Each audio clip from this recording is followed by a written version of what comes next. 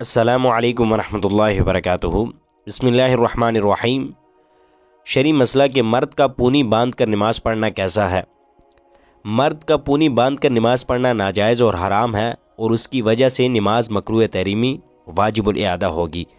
نیز اس میں عورتوں کے ساتھ مشابہت بھی ہے، اور عورتوں کے ساتھ مشابہت اختیار کرنے والے پر حدیث پاک میں لعنت فرمائے گی، کہ جیسا کہ فتاوی شامی میں ہے وصلاتہ مع، یعنی بالوں کی چوٹی بنا کر نماز پڑھنا مکروہ ہے۔ بالوں کو گوندنا، ان کی لٹ بنانا، ان سے مراد یہ ہے کہ بالوں کو سر پر اکٹھا کر کے گوند کے ساتھ باندھ دے، یا بالوں کی منڈیوں کو سر کے گرد لپیٹ دیں، جیسا کہ بعض اوقات عورتیں کرتی ہیں۔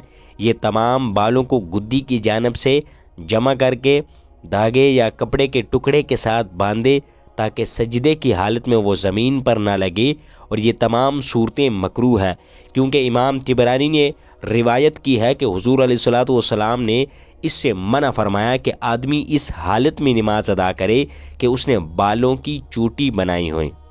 اللہ تبارک و تعالی سے دعا ہے کہ اللہ ہمیں ان شرعی مسائل پر صحیح معنوں میں عمل پیرا ہونے کی توفیق عطا فرمائے۔